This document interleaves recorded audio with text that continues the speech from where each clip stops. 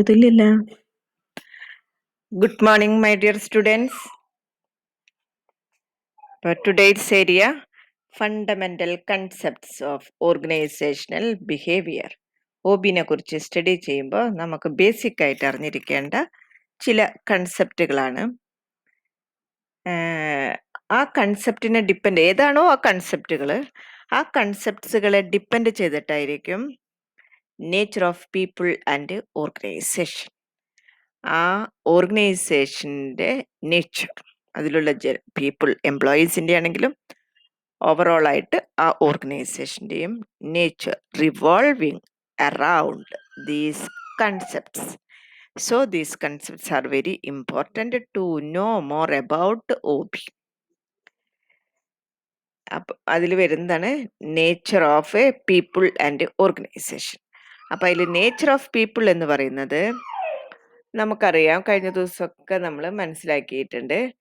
One person entirely different from another person, individual differences. Every person has A skill and ability, intellectual capacity.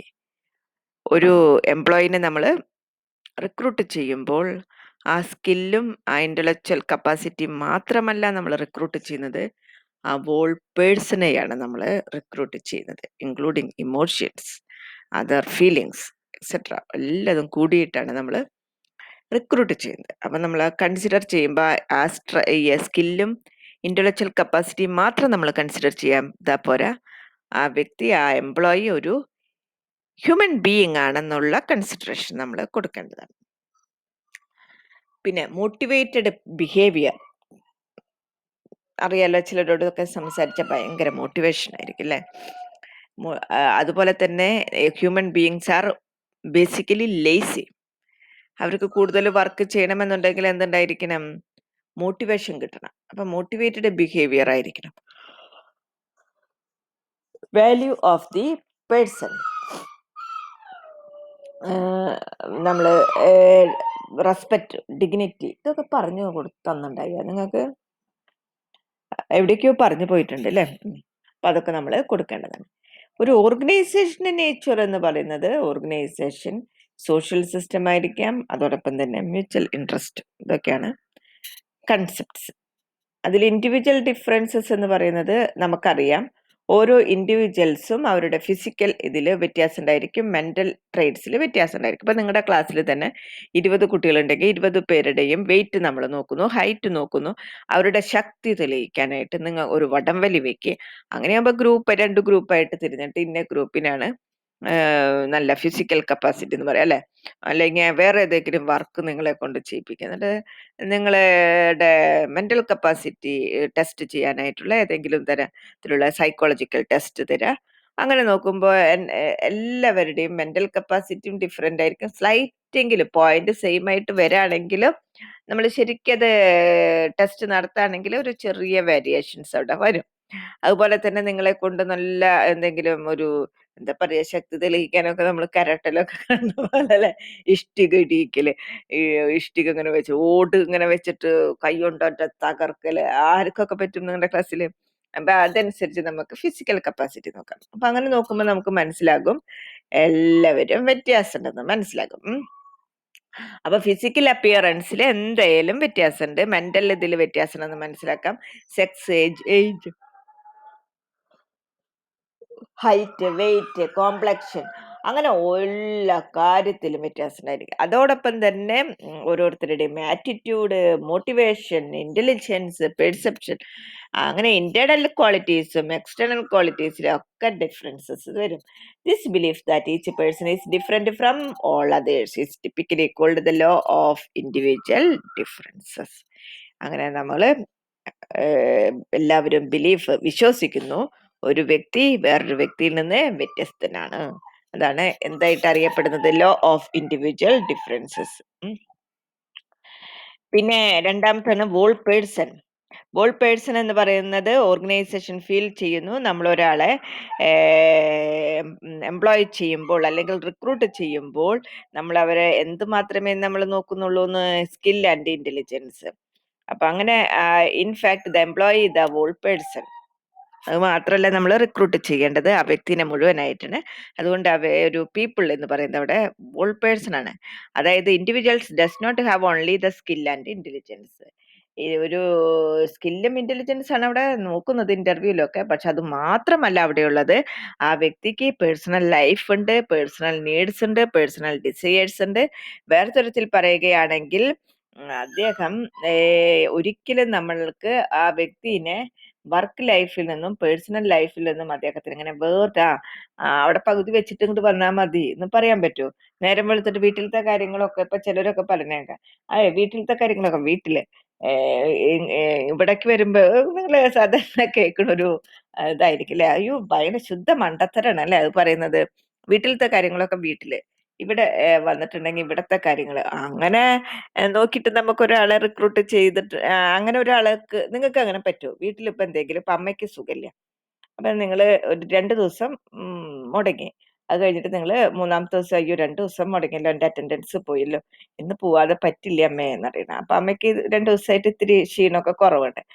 അപ്പൊ അമ്മ പറയണത് ഇന്ന് ഞാൻ adjust ചെയ്തുകൊണ്ട് മോള് പൊക്കോളാൻ പറയണം. അപ്പൊ നിങ്ങൾ അമ്മേനെ തന്നെ ആക്കിയിട്ട് വരണം, കോളേജിലേക്ക് വരണം. ക്ലാസ്സിൽ വന്നിരുന്ന് അല്ലും അത്ര വലിയ സുഖമൊന്നും ഉണ്ടാവില്ല അല്ലെ അന്നത്തെ ക്ലാസ് ഒന്നും. അങ്ങനെയൊക്കെ എപ്പോഴും ഇങ്ങനെ ഇരിക്കുമ്പോൾ ക്ലാസ് ഇങ്ങനെ എടുത്തുകൊണ്ടിരിക്കുമ്പോൾ മൈൻഡ് ചിലപ്പോൾ അമ്മയുടെ അടുത്തേക്ക് പോകും. അപ്പൊ ടീച്ചർ ഭയങ്കരമായിട്ട് ദേഷ്യപ്പെട്ടു, 2 ദിവസം വരാത്തത് എന്തുകൊണ്ടാന്ന് മുന്നേ ചോദിച്ചിട്ടുണ്ട്. അപ്പൊ അമ്മയ്ക്ക് സുഖമില്ല എന്ന് പറഞ്ഞു. എന്നാലും വീട്ടിലത്തെ കാര്യം വീട്ടിലെ, ഇവിടെ ഇരിക്കുമ്പോൾ ഇവിടത്തെ കാര്യം, അങ്ങനെ ടീച്ചർ ഭയങ്കര ഷൗട്ട് ചെയ്ത് പറഞ്ഞാലത്തെ മാനസികാവസ്ഥ എന്തായിരിക്കും ആ സ്റ്റുഡന്റിന്റെ? അത് ഒരിക്കലും നടക്കണ കേസല്ല. അതായത് ആ വ്യക്തി എന്ന് പറയുന്നത് ഇന്റലക്ച്വലും പിന്നെ പഠിക്കാനുള്ള സ്കില്ലും ഒക്കെ ഉണ്ടെങ്കിലും at the same time personal life ഉണ്ട്, നീഡ്സ് ഉണ്ട്, ഡിസയേഴ്സ് ഉണ്ട്, എല്ലാതും ഉണ്ട്. ഒരിക്കലും ആ വ്യക്തിയിൽ നിന്ന് അത് നമുക്ക് മാറ്റിയെടുക്കാനായിട്ട് സാധിക്കില്ല. അതൊക്കെ ഒരുമിച്ചുള്ള ഒരാളാണ് ആ വ്യക്തി. അപ്പൊ അങ്ങനെ നമ്മൾ എന്ത് നോക്കേണ്ടതാണ്? മാനേജ്മെന്റ് അപ്പോ OBയുടെ നോക്കുമ്പോൾ ഇങ്ങനെയുള്ള കാര്യങ്ങളും കൂടി നോക്കേണ്ടതാണ്. അദ്ദേഹത്തിനെ അങ്ങനെ എംപ്ലോയീസിനെ ബെറ്റർ പേഴ്സൺ ആക്കേണ്ടതാണ്. അവരുടെ ഇമോഷൻസ് മറ്റുള്ളതൊക്കെ കൺട്രോൾ ചെയ്ത് ഓർഗനൈസേഷന് വേണ്ടി വർക്ക് ചെയ്യാനായിട്ട് അവരെ പ്രാപ്തരാക്കേണ്ടതാണ്. അങ്ങനെ കുറെ കാര്യങ്ങൾ. പിന്നെ അവര് അതിനു വേണ്ടിയിട്ടാണല്ലോ ഓരോ തരത്തിലുള്ള ലീവുകളും ഇതൊക്കെ കൊടുക്കുന്നത് എംപ്ലോയീസിന്. അവരുടെ പേഴ്സണൽ ലൈഫും നമുക്ക് ബാലൻസ് ചെയ്യേണ്ടതാണ് അല്ലെ, അതിനു വേണ്ടിയിട്ട്. അടുത്താണ് മോട്ടിവേറ്റഡ് ബിഹേവിയർ. മോട്ടിവേറ്റഡ് ബിഹേവിയർ എന്ന് പറയുന്നത് നമ്മളുടെ ഒരു നീഡ്. ഇപ്പൊ ഞാൻ കഴിഞ്ഞ ദിവസം പറഞ്ഞു, നമുക്ക് എന്തെങ്കിലുമൊക്കെ ആഗ്രഹം ഉണ്ടെങ്കിൽ, നമുക്കിപ്പോ ഒരു കാറ് വാങ്ങണം, നമുക്ക് ഒരു ആഗ്രഹം, 2 കൊല്ലത്തിനുള്ളിൽ എനിക്കൊരു കാറ് വാങ്ങണം, അങ്ങനെ ഒരു ആഗ്രഹം വന്നാലത്തെ സ്ഥിതി എന്തായിരിക്കും? 2 കൊല്ലത്തിനുള്ളിൽ ഒരു സാധാരണ മനുഷ്യൻ, വലിയ വലിയ വലിയ പണക്കാരുടെ കാര്യമല്ല ഞാൻ പറയുന്നത്, സാധാരണക്കാരുടെ കാര്യമാണ് പറയുന്നത്. വളരെ ഇതിലുള്ളവര് അവര് വിചാരിക്കണം 2 കൊല്ലത്തിനുള്ളിൽ നമുക്കൊരു കാറ് വാങ്ങണം. ഒന്ന് ഇമാജിൻ ചെയ്ത് പിന്നെ അവരുടെ മോട്ടിവേഷൻ എന്തായിരിക്കും? വർക്ക് ചെയ്യാനുള്ള മോട്ടിവേഷൻസും പണം ഉണ്ടാക്കാനായിട്ടുള്ള motivation. Okay. Value of the person. നമ്മളെ ഒരു റെസ്പെക്ട് കൊടുത്താലേ കിട്ടുള്ളൂ എന്ന് പറയല്ലോ. അപ്പൊ ഓരോ ഇൻഡിവിജ്വൽസിനെയും ഓർഗനൈസേഷനിലുള്ള ഇൻഡിവിജ്വൽസിനെയും നമ്മൾ വളരെ റെസ്പെക്റ്റോടും ഡിഗ്നിറ്റിയോടും കൂടി നോക്കേണ്ടതാണ്. ഇനി അടുത്തതാണ് നേച്ചർ ഓഫ് ഓർഗനൈസേഷൻ. അതിൽ വരുന്നതാണ് സോഷ്യൽ സിസ്റ്റം. അപ്പൊ അങ്ങനെ നോക്കുമ്പോൾ എന്താണ് ഓർഗനൈസേഷൻ എന്ന് പറയുന്നത്? ഒരു ഗ്രൂപ്പ് ഓഫ് പേഴ്സൺസ് ആണ്. എങ്ങനെയുള്ള എന്തുണ്ടായിരിക്കും അവിടെ? കുറേ വ്യക്തികൾ ഉണ്ടായിരിക്കും, അതുപോലെ ഗ്രൂപ്പ് ഓഫ് ആക്ടിവിറ്റീസ് ഉണ്ടായിരിക്കും. അപ്പൊ അങ്ങനെ നോക്കുമ്പോൾ സിസ്റ്റം എന്ന് പറയുന്നത് എന്താണ്? ഇപ്പൊ നിങ്ങളുടെ ലാപ്ടോപ്പിന് സിസ്റ്റം എന്ന് പറയും. എന്താണ്? അതിൽ കുറേ ആക്ടിവിറ്റീസ് ഉണ്ട്, കുറേ ഇന്റർ റിലേറ്റഡ് ആൻഡ് അങ്ങനെ നമ്മൾ അതിനെ സിസ്റ്റം എന്ന് പറയുന്നത്, ഒരു ഹോൾ സിസ്റ്റം. അതുപോലെ തന്നെ കുറെ കാര്യങ്ങളെ സോഷ്യൽ സിസ്റ്റം എന്ന് പറയും, ഓർഗനൈസേഷണൽ സിസ്റ്റം എന്ന് പറഞ്ഞാൽ വോൾ ആയിട്ടുള്ള ഒന്നിനെയാണ് സിസ്റ്റം എന്ന് പറയാം. അതിന്റെ ഉള്ളിൽ എന്തുണ്ടായിരിക്കും? നമ്പർ ഓഫ് ആക്ടിവിറ്റീസ് ഉണ്ടായിരിക്കും. These are Inter dependent and Inter related ആയിട്ടുള്ള ആക്ടിവിറ്റീസ് ആയിരിക്കും. അങ്ങനെ ഈ സിസ്റ്റത്തിനെ നമ്മൾ ഓരോ ആക്ടിവിറ്റീസിന്റെ ബേസിൽ കുഞ്ഞു കുഞ്ഞു കുഞ്ഞു കുഞ്ഞു സിസ്റ്റംസ് ആയിട്ട് ഡിവൈഡ് ചെയ്യും. അങ്ങനെ കുറെ സബ് സിസ്റ്റംസ് ഉണ്ടായിരിക്കും. ഈ സബ് സിസ്റ്റംസ് ഒക്കെ കണക്ട് ചെയ്തിട്ടായിരിക്കും എന്തുണ്ടാകുന്നത്? വോൾ സിസ്റ്റം ഉണ്ടാകുന്നത്. അപ്പൊ അങ്ങനെ നോക്കുമ്പോൾ സോഷ്യൽ സോഷ്യൽ സിസ്റ്റമാണ് അവിടെ വരുന്നത്. ഒരു സൊസൈറ്റിയിൽ കുറെ സബ് സിസ്റ്റംസ് ഉണ്ടായിരിക്കും. അപ്പൊ അവിടെ അപ്പൊ അങ്ങനെ നോക്കുമ്പോൾ സൊസൈറ്റീനെ പലതരത്തിൽ നമുക്ക് നോക്കാം. Feudal system, patriarchate, matriarchate, meritocracy, class structure, segregation, ഇതൊക്കെയാണ് സോഷ്യൽ സിസ്റ്റത്തിൽ വരുന്നത്. ഫെഡറൽ സിസ്റ്റം എന്ന് പറഞ്ഞാൽ നിങ്ങൾക്കറിയാം, ഭയങ്കര ഫ്യൂഡൽ ആയിട്ടുള്ളത്.